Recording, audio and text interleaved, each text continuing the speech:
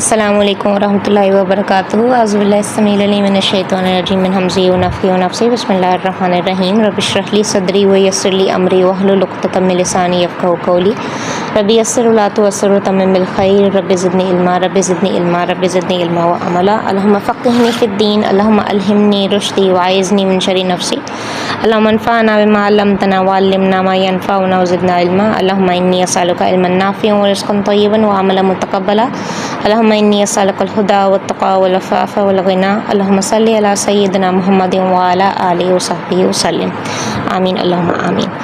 अच्छा, अब हम देखते हैं आयत नंबर 11 और 12 को। इसके अंदर हमने पीछे एक किस्म की दो कैटेगरीज हमने देख ली हैं। सबसे पहले कि वो झूठ बोलते हैं, ठीक है, और ये कि धोखाधड़ी हमने देखी है, और दूसरा ये कि उनके दिलों में अमराज़ हैं। ये हमने दो कैटेगरीज देखी हैं।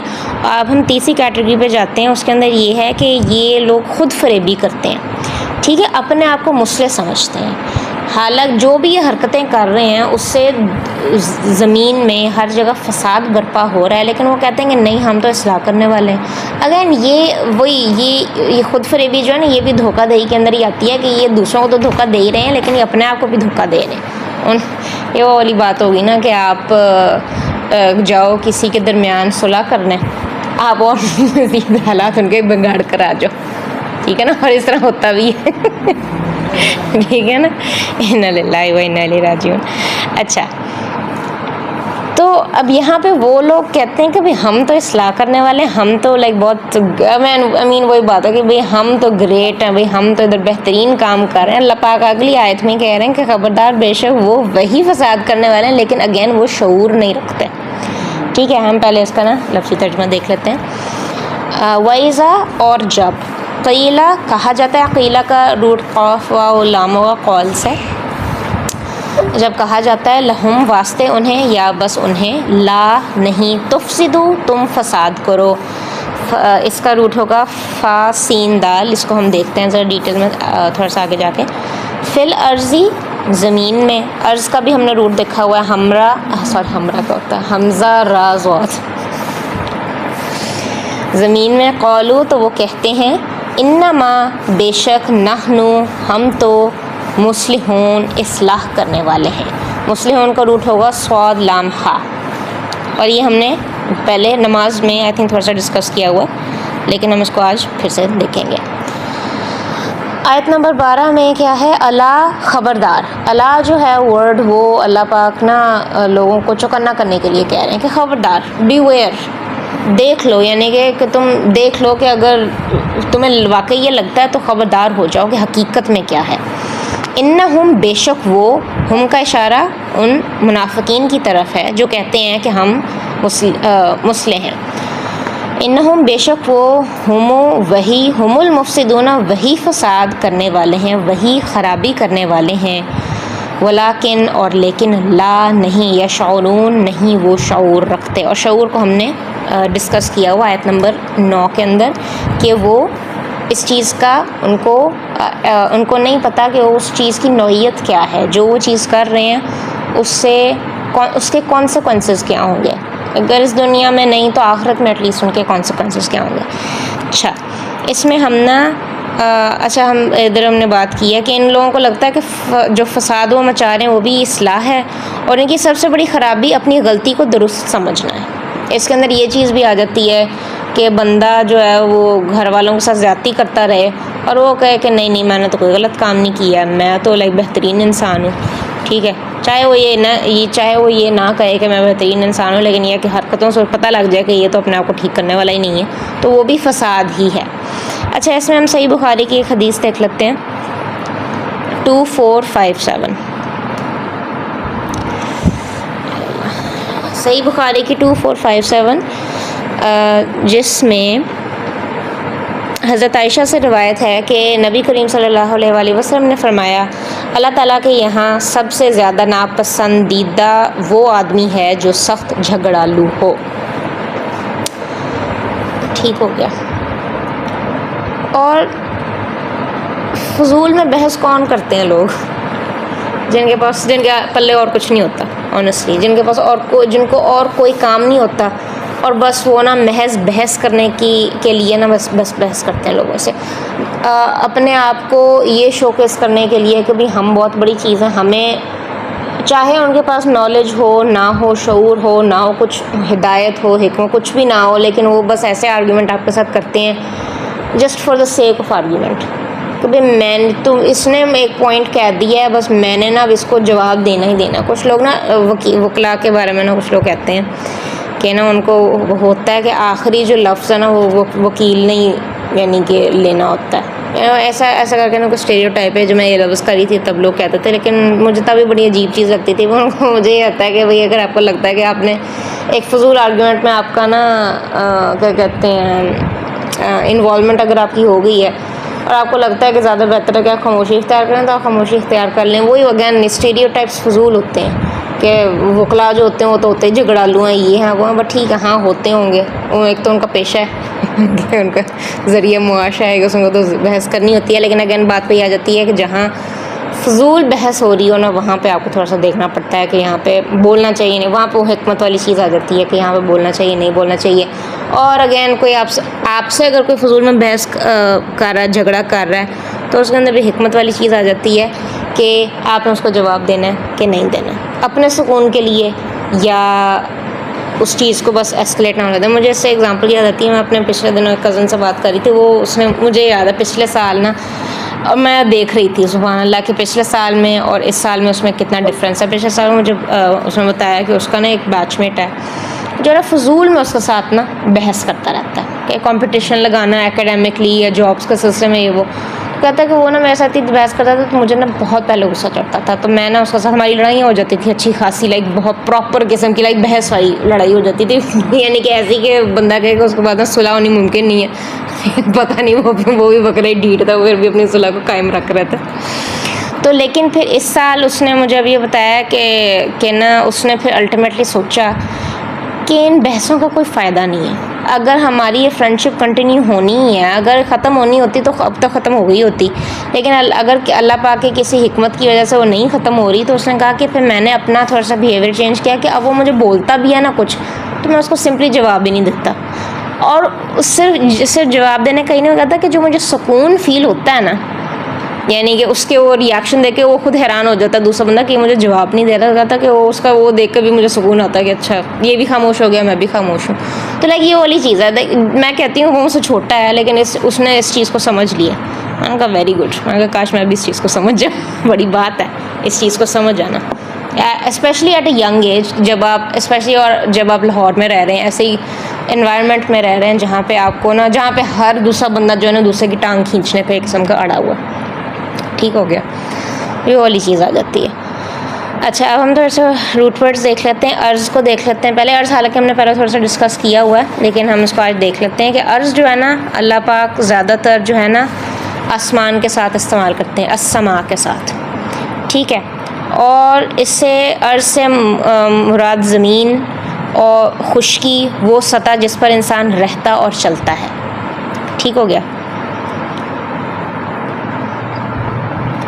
अच्छा अब ज़रूरी नहीं कि हर वक्त यानी कि पूरी ज़मीन की बात हो रही हो, अल्लाह पाक जो है ना वो उसके अंदर किसी ख़ित्ते की भी बात हो सकती है, कंट्री की बात हो सकती है। चलो फिरो ज़मीन में, जैसा अल्लाह पाक कहते हैं कहाँ पे आया था बल्कि ये जब अल्लाह पाक आई थिंक आदम अलैहिस्सलाम को कहते हैं कि तुम और तुम्हारी बीवी और शैतान सबको जब कहते हैं कि तुम अब उतर जाओ यहाँ से और तुम्हारा जो है ज़मीन पर एक किस्म का मुकर्ररा तुम्हारा अब टाइम है और वहाँ पे अब तुमने लाइक रहना और जो तुमने काम करना है, एक किस्म को वो ज़मीन अब उन्होंने जाहिर सी बात है ज़मीन भी अब इतनी बड़ी है, ठीक है।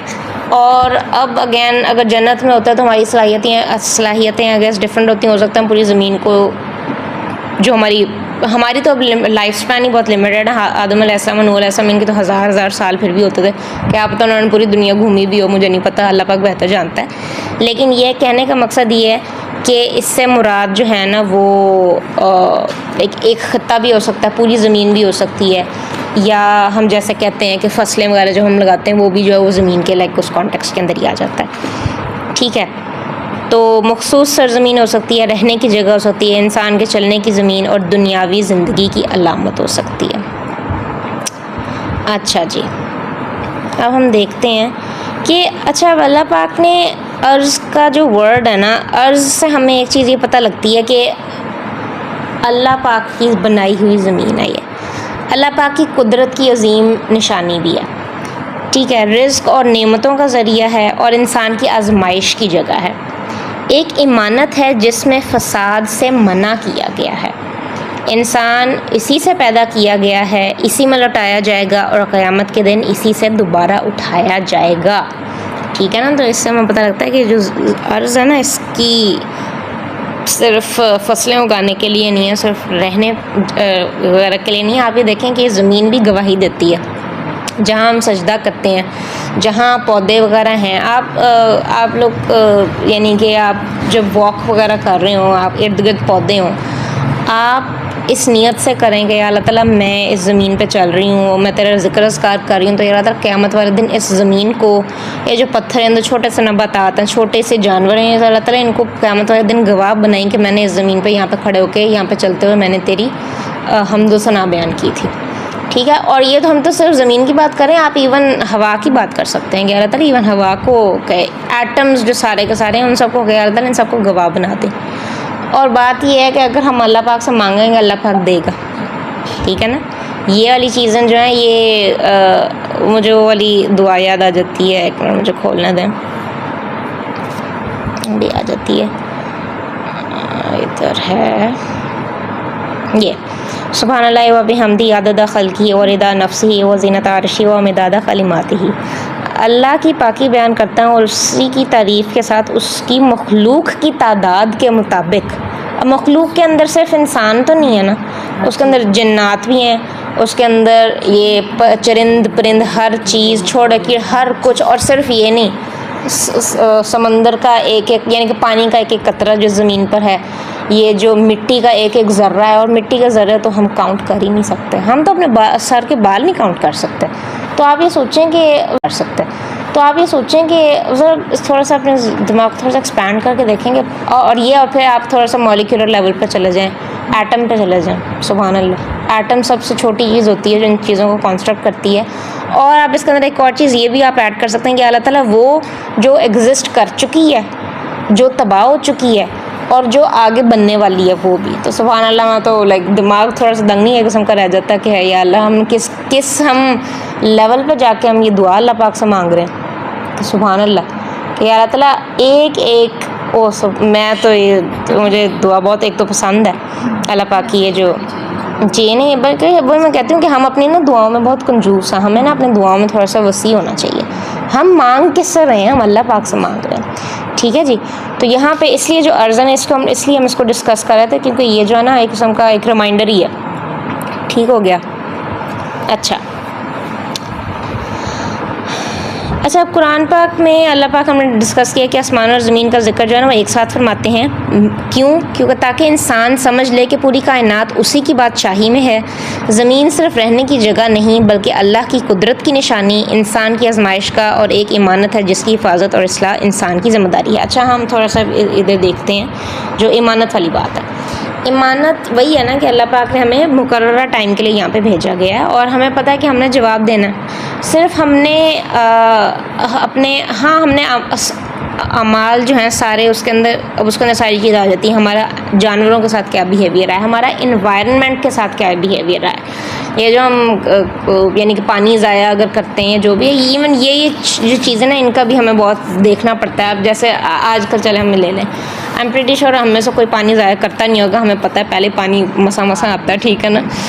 तो कोई, लेकिन है बहुत आवाम ऐसी है जो बहुत ज़्यादा पानी ज़ाया करती है। मुझे तो समझ नहीं आती है, यानी कि मुझे लगता है वो वज़ू करने के लिए पूरा टैंक ही खाली कर देते हैं।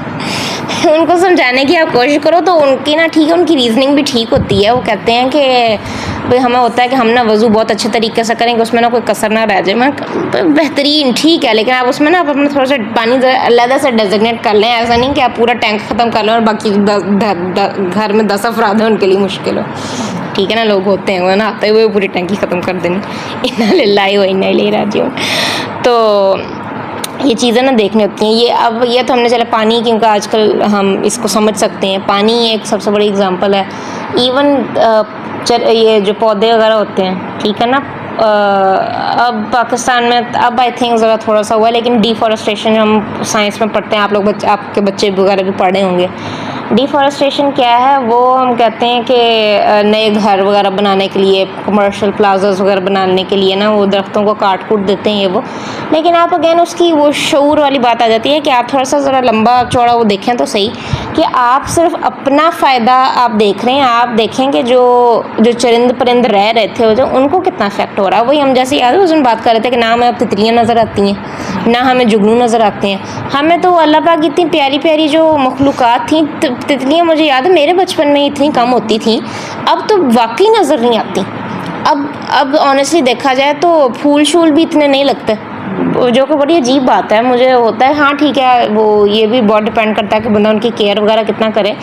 लेकिन ये है कि अब आजकल पता नहीं इन्वायरमेंट ऐसी है या क्या है, लेकिन घरों में जो सब्जियां लगाते हैं ना वो भी इतनी कोई अच्छी नहीं यानी कि उग रही होती। मुझे याद है मैं जब कोर्ट्स वगैरह जाती थी तो मुझे मेरी सीनियर बताया करती थी कि हम लोग ना लीमू का दरख्त लगाया था, उनके लाइक घर में ऐसी चीज़ें वगैरह थी। कही थी कि पिछले साल तो लाइक बेहतरीन था, लेकिन इस साल ना लाइक पता नहीं क्या हुआ है, तो बिल्कुल उसको ना फल नहीं लगा बिल्कुल भी ना। तो और ये कि जैसे हम बात करते हैं कि फलों का वो जायका नहीं रहा। कल हम लोग के सेब मंगवाए हुए थे तो मैं हंस रही थी, मैंने कहा ये सेबों की हालत चेक करो जो स्टोर के होते हैं, इन्ना लिल्लाह उनकी तो शक्ल दिल ही नहीं करता देखकर उनको खाने को। अब आप देखें ना कि उनकी जो असल हालत होती है, सेब जो होते हैं ना जो प्योर उनकी फॉर्म में होता है, उनका जो जायका होता है और उनकी जो क्रिस्पनेस होती है ना वो अब कम हो गई हुई है। हाँ कुछ उनकी टाइप्स होती हैं, लेकिन फिर भी आप मेजॉरिटी उसके अंदर देखें तो अब फलों का ना वाकई वो नहीं रहा।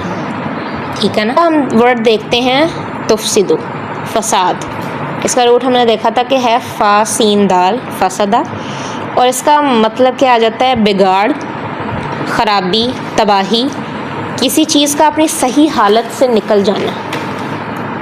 मैं रिपीट कर देती हूँ, बिगाड़, ख़राबी, तबाही, किसी चीज़ का अपनी सही हालत से निकल जाना।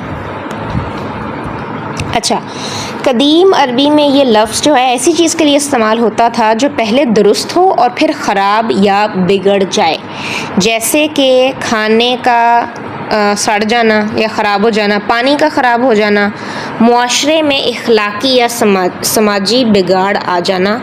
इसलिए फ़साद की ज़द सुलह यानी कि उल्ट यानी कि मुतज़ाद उसका सुलह है, यानी इस्लाह, दुरुस्तगी और भलाई।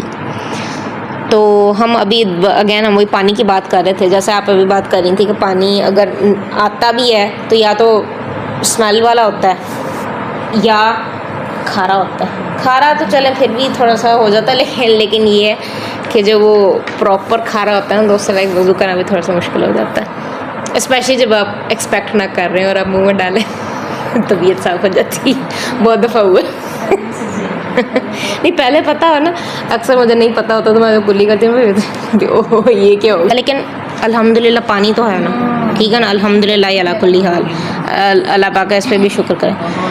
तो क्योंकि हमें पता है कि बहुत सी इलाके ऐसे हैं जहाँ पे बिल्कुल भी पानी अवेलेबल नहीं है। ठीक है, अच्छा हम देख रहे थे, अच्छा कुरान में फ़साद सिर्फ लड़ाई या कत्ल का नाम नहीं, बल्कि हर वो अमल फ़साद है जो अल्लाह के कायम करदा निज़ाम को बिगाड़ दे, यानी कि अल्लाह की नाफरमानी आ जाती है इसमें। जुल्म, धोखा, झूठ, मुआशरती बिगाड़, मुआशी नाइंसाफ़ी यानी कि इकनॉमिक इनजस्टिस, माहौल को नुकसान पहुंचाना, रिश्तों को तोड़ना। अब आप देख लें कि ये फ़साद जो है वो किस तरह आ सकता है। अब यहाँ पे मैंने जब पहली दफ़ा ये पढ़ा, ये वाली आयत पढ़ी थी ना कि ला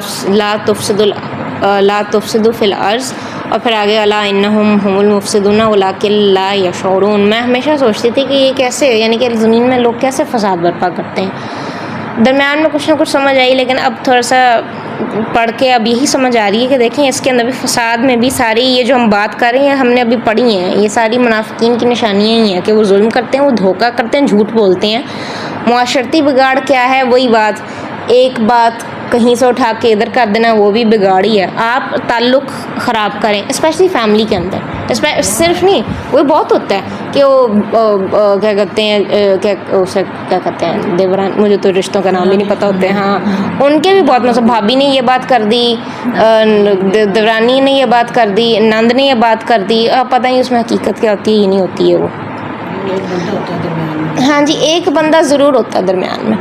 अब जो बंदा दरमियान होता है तो अल्टीमेटली उसको भी अकल करनी चाहिए, वो पढ़े या आयत उनको आयत वो समझे। और जो अगेन जिनको ख़बर दी जा रही है, वो मैं अगेन सूरह हुजरात की बात कहूँगी कि आप तो देखें, आपको उनको देखना चाहिए कि अगर कोई आपके पास ख़बर आई है तो आप उसकी तसही करें कि वो ठीक भी है कि नहीं। मैं बल्कि अगेन अपने कज़न से पिछले दिन यही बात करी थी कि हमारे ना सोसाइटी में थोड़ा सा ये मसला है, आई डोंट नो, शायद ओल्डर जनरेशन के अंदर एक मसला है कि हमें अगर कोई आके ख़बर मिलती भी है ना, हम नहीं उसकी तसही करते, हम नहीं पूछते दूसरे बंदे से, और अपने दिल में ही ना कुड़ते जाते हैं। और वो जो है ना, वो एक रिजेंटमेंट बना देती है चीज़ कि दूसरा बंदा, चाहे दूसरे बंदे को पता ही ना हो कि ये बात तीसरे बंदे ने आके इसको कही है, तो ये मेरे दिल में मेरे लिए ये होता है बोझ। ठीक है ना, आप ये अगेन ये भी दिल के अमराज में आ जाती है चीज़।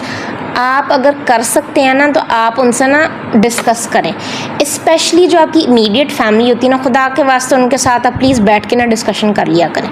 ठीक है, या तो फिर ये है कि आप लोगों की जो मिसअंडरस्टैंडिंग है वो क्लियर हो जाएगी और दोनों आप लोग सुकून में आ जाएंगे, या तो ये है कि फिर आप दोनों को एक दूसरे का असली रंग पता लग जाएंगे और फिर आप दोनों मुहतात होंगे कि हमने आगे मज़ीद हमने किस तरह अपनी ज़िंदगी बसर करनी है।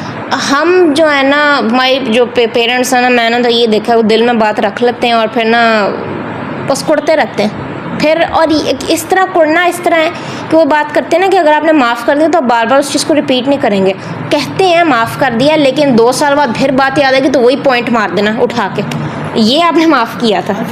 हर फैमिली में है, एग्जैक्टली हर फैमिली में। तो मैं अपने कज़न से ये बात कर रही थी कि बेहतर है कि हम इस चीज़ की ना वो करें कि इसको जहाँ हम कहाँ कुछ रिश्ते डेफिनेटली ऑकवर्ड होते हैं, लेकिन यह है कि आप हिम्मत करके अल्लाह पाक से दुआ मांगें, रब इश्रह ली सदरी वाली दुआ पढ़ें और फिर उससे जाकर तसल्ली से बात करें। क्योंकि मैं ये समझती हूँ कि अगर वो रिजेंटमेंट आपके दिल में अगर बनने लग गई है ना, वो ज़्यादा हार्मफुल है आपके लिए।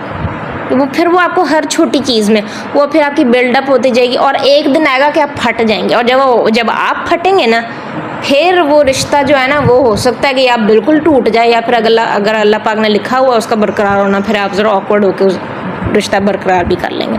तो वो अगेन हिकमत वाली बात आ जाती है कि आप लोगों ने उसको किस तरह लेके चलना है। मुआशी नाइंसाफ़ी क्या है, वो हम अपनी सोसाइटी में देख रहे हैं। मुआशी नाइंसाफ़ी है हर जगह, ना जॉब्स मिल रही हैं, और अगर मिल रही हैं तो वो इतनी नाक़िस हैं, आपको ना क्या कहते हैं उनकी सही आपको उजरत मिलती है। ठीक है ना, PhD वाले लोग जो हैं वो 4th क्लास की पोजीशंस के लिए टीचर्स के लिए अप्लाई कर रहे हैं। लाइक इससे और सैड बात क्या हो सकती है। आप पाकिस्तान में यही कॉन्सेप्ट है, बेटा और एजुकेशन हासिल कर लो, 10 डिग्रियाँ और हासिल कर लो, फिर तुम्हें ना 5th क्लास की टीचर की जॉब मिल जाएगी। आई मीन इससे कोई सैड बात हो सकती है? लाइक मुझे बहुत अफसोस होता है इस चीज़ पे।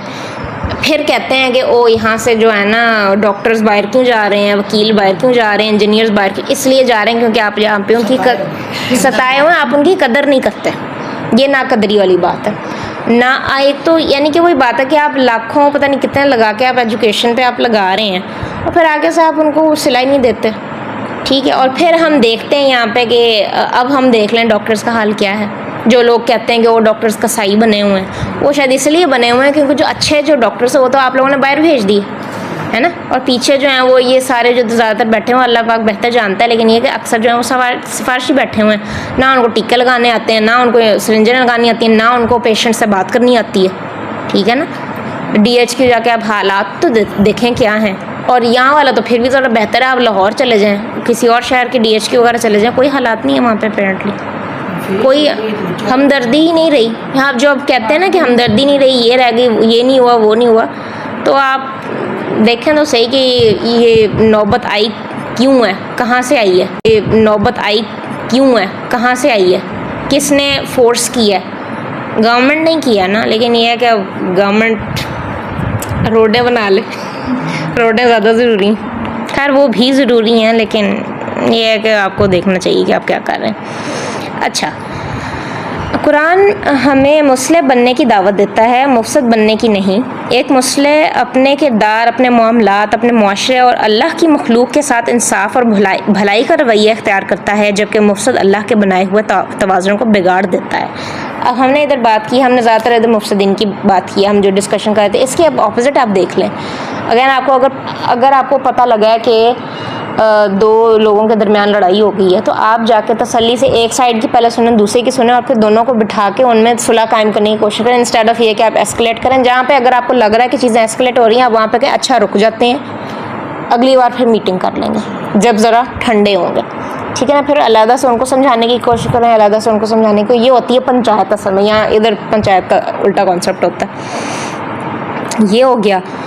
और इंसाफ वाली बात यही है कि बंदा जितना अपनी पोजीशन पे रह के जितना इंसाफ कर सकता है ना, उतना वो करे, ठीक है ना। हमने अपने तौर पे हमने अपना जवाब देना, हम जितना कर सकते हैं उतना करें, जितना हमें हमारे रिसोर्सेज अलाउ करते हैं। अच्छा, अब हम देखते हैं आखिरी वर्ड मुस्लिहून, और फिर हम इसको फिनिश करते हैं इंशाल्लाह। अब मुस्लिह जो है सालिहा का आप देख लें, उसका मतलब यही है दुरुस्त होना, नेक होना, इस्लाह करना, सुलह करवाना और बेहतरी लाना। बिल्कुल फसाद के ऑपोजिट, जो फसाद करने वाले कर रहे हैं, आपने बिल्कुल उसके ऑपोजिट, अगर आपने सालिह बनना तो आप बिल्कुल उसके ऑपोजिट चलें। अच्छा, कदीम अरबी में सालिह हर उस चीज़ के, यानी कि स्वाद लम्हा हर उस चीज़ के लिए इस्तेमाल होता था जो दुरुस्त हो, फ़ायदेमंद हो, बिगड़ी हुई हालत से संवर जाए और जिसमें खैर व भलाई हो, ठीक है। और इसके अंदर ही सुलह आ जाती है, दोस्ती या अमन हम देखते हैं, इस्लाह आ जाती है, और जो सालिह है यानी कि नेक जिसको कहते हैं वो भी आ जाता है। ये सारे इन सब का एक ही रूट है। अच्छा, तो अब कुरान पाक में जो ये वर्ड है ना, ये किन लोगों के लिए इस्तेमाल होता है? वो लोग जो अल्लाह की अतात की तरफ बुलाते हैं, ठीक है। एक तो है दावत देना, ठीक है, दावत देना एक अलग चीज़ है, लेकिन यहाँ पे हम कॉन्टेक्स्ट में क्या बात करें कि अगर आपको पता लग रहा है कि कोई गलत काम कर रहा है, तो आप जाके उनकी इस्लाह करें, आप उनको बताएं कि नहीं भाई, नहीं बहन, इस तरह नहीं। अगेन हम वही वाली बात करते हैं। तो तीसरा बंदा आके आपके सामने किसी और के आगे चुगली करा, आप फ़ौरन उसकी इस्लाह करें, नहीं भाई, नहीं बहन, ये अलाउड नहीं है, अल्लाह पाक को सख्त नापसंद है। या आप उसको सीधा सीधा ये कहते हैं कि भाई आपका मुझे नहीं पता, मैंने अपने मुर्दा भाई का गोश्त नहीं खाना, ठीक है ना। सीधी पनिशमेंट पे जाएँ, क्या पता थोड़ी सी अकल आ जाए, ठीक है ना। ये हो गया।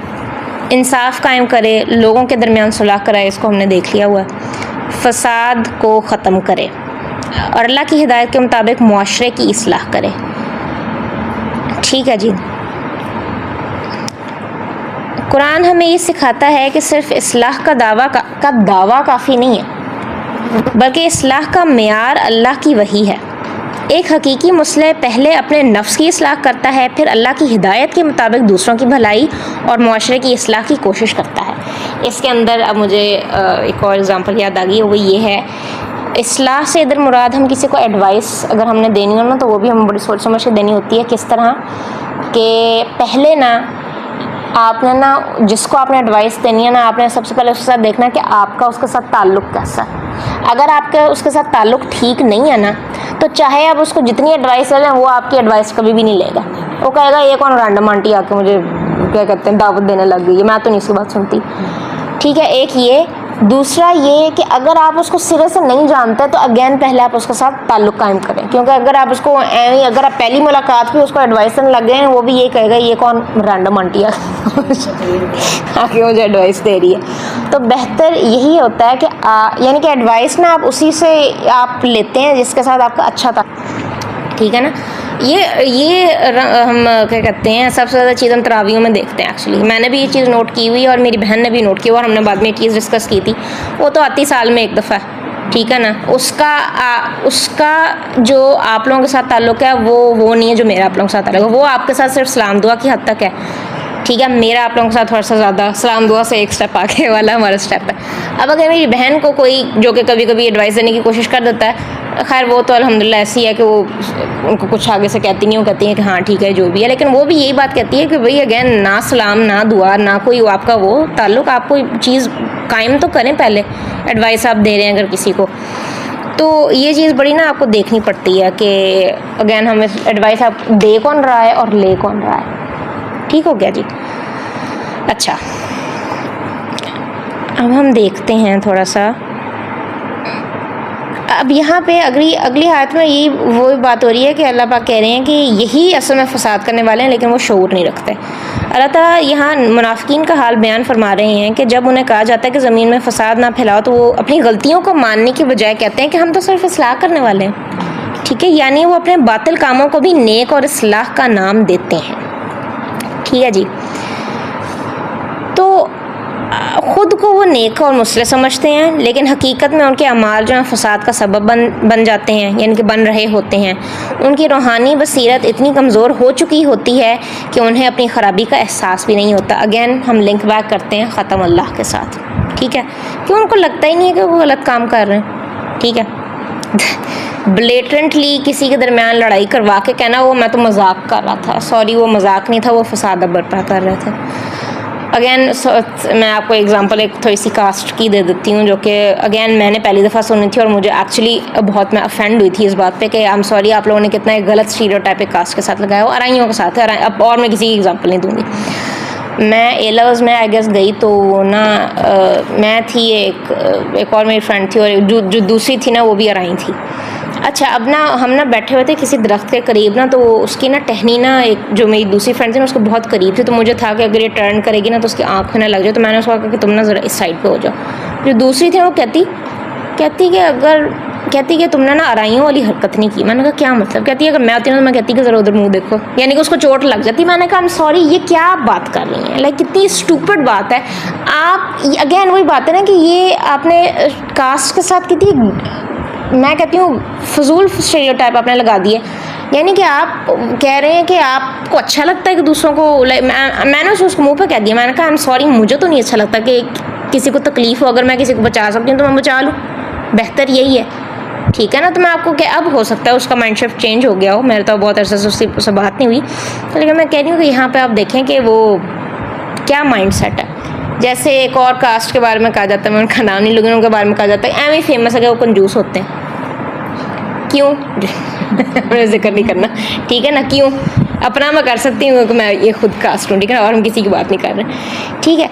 तो क्यों भाई, लाइक ये क्यों स्टीरियोटाइप्स ऐसी क्यों बनाई हुई हैं लोगों ने, ठीक है ना। तो ये क्योंकि ये ऑफेंसिव होती हैं। आप अगर उस पर्टिकुलर कास्ट को ये चीज़ कहेंगे तो उनको बुरा लगेगा। तो अगेन वही बात है, तो आप ना कहें उन्हें, ठीक है ना। इस चीज़ को आप इग्नोर करने की कोशिश करें। खैर, ठीक हो गया। हमने अब इसके अंदर वही बात आ जाती है कि हमने पहले अपने आप को देखना है कि हम क्या कर रहे हैं, और फिर हमने दूसरों को हेल्प करनी है रियलाइज़ करने में कि आप लोग क्या करें। और अगेन बात हाँ वही आ जाती है कि हम सिर्फ उनको रिमाइंडर दे सकते हैं, उन कोशिश कर सकते हैं। अल्टीमेट जो उनका क्या कहते हैं एंड है, जो उनकी तकदीर है, वो अल्लाह पाक के हाथ में, ठीक है। अब और अगेन हमने शऊर को देख लिया हुआ कि वो इस चीज़ को समझते ही नहीं है कि वो जो हरकतें कर रहे हैं उसका नुकसान कितना है। वो सिर्फ वो अपनी एंटरटेनमेंट कर रहे हैं। वो ये नहीं देखते कि उनकी इन हरकतों की वजह से, जैसे वही बात है ना कि अगर आपने किसी के दरमियान लड़ाई करवा दी है, आप तो करवा के अपने घर जाके आप सो जाएंगे, आपको तो कोई मसला नहीं। आपको नहीं पता कि उन जो पीछे है, जो आप जिनके घर वो फसाद आपने बर्पा किया, वो किस अजियत में होंगे। पोटेंशली ये कि आपने दिरानी जेठानी के दरमियान अगर लड़ाई करवा दी है, आगे आप शऊर वाली बात यह है कि आप देखें आगे उनके बच्चे कितने सफ़र करेंगे। कता रहने वाली चीज़ आ गई ना कि वो तो अलहदा हो गए। आप ये ना सोचें कि आप उससे बरी ज़मान, नहीं, वो जो सारा एक एक पल वो सेपरेट होके एक दूसरे से नफरत उनके दरमियान, सारा आपके पल्ले में जा रहा है क्योंकि आप उस चीज़ का कॉज बने थे, ठीक है ना। गुनाह जारिया वाली चीज़ आ जाती है, ठीक है ना। तो बड़ा ध्यान से, बड़ा सोच समझ के जाना होता है। ये होती है शऊर वाली बात। ये अगेन हमने बहुत इसको ब्रीफली डिस्कस किया, लेकिन ये है कि जितना इस पर डिस्कस करें उतना कम है, जितनी हमें इस पर नॉलेज हो उतना इस कम है। खैर, आज के लिए हम इतना ही इसको करते हैं। अगली आयत में मैंने अभी क्या है बोला, वो हम अगली क्लास में डिस्कस करेंगे। सुब्हानकल्लाहुम्मा व बिहम्दिका व नशहदु अल्ला इलाहा इल्ला अंता नस्तगफिरुका व नतूबु इलैक।